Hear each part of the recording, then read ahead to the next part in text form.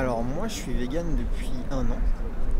J'ai commencé par arrêter à manger de la viande il y a 3 ans. Après je suis allé progressivement en fait, hein, viande, poisson.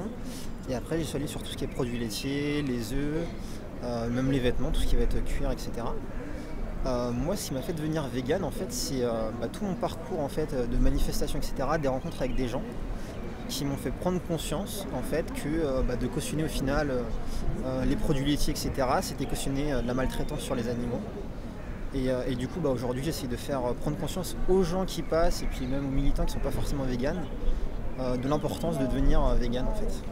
Et comment réagissent les gens globalement? Est-ce qu'ils sont assez réceptifs ou pas?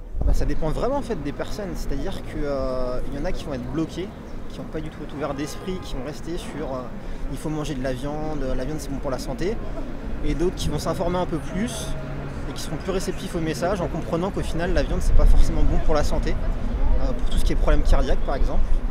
On sait que manger de la viande ça a des répercussions sur l'environnement.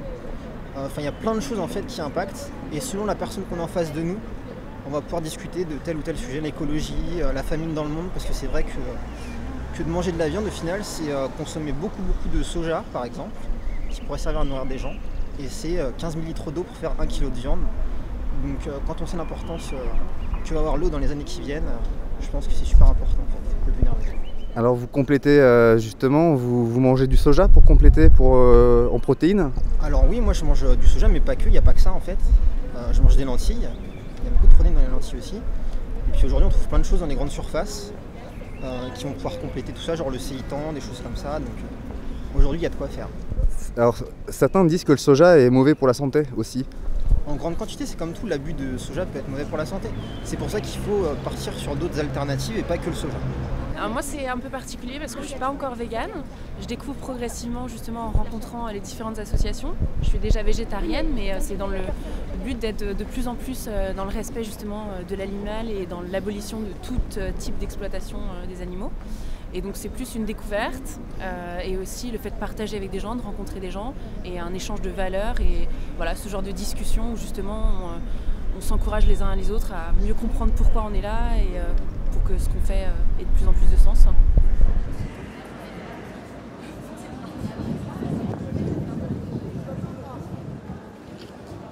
Le marketing laisse penser que la viande bio, en fait, ça agit dans le bien-être des animaux, ça trompe les consommateurs. Et en fait, on veut rétablir un peu la vérité, montrer que la viande, que ce soit bio ou pas bio, c'est de la souffrance.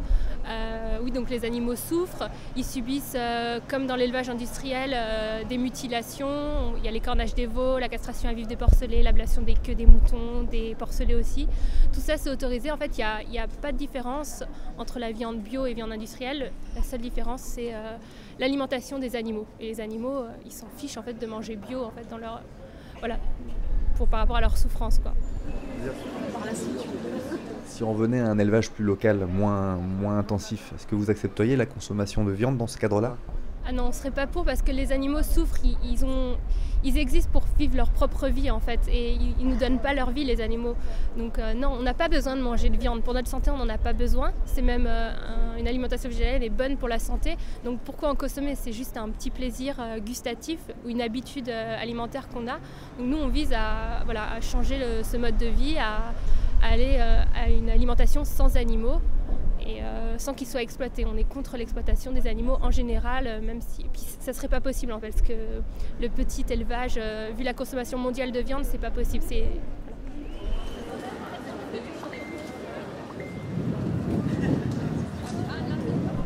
Vous êtes vegan vous-même? Comment? Vous êtes vegan? Non, on vient souvent acheter ici. D'accord. Et en plus, on vient d'acheter du jambon ici parce que c'est soi-disant jambon bio. Mais là, je viens de me rendre compte que non, ça n'existe pas. Voilà. Et alors comment vous réagissez à ça? On va plus en acheter. Hein. Vous ne viendrez plus à Biocop? Si. Oui, enfin la viande, du coup, maintenant, je me pose des questions. C'est vrai que on ne sait pas, hein, on se demande. C'est vrai que ça ne peut pas exister. Si c'est un petit producteur qui fait ça en bio, il ne peut pas fournir autant de quantité, j'imagine. On ne se pose pas de questions. Tu pars.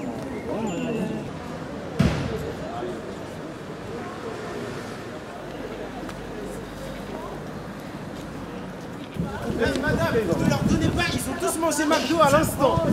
Bon, allez, moi je leur ai dit pas McDo. Moi j'ai mangé du soja et du tofu.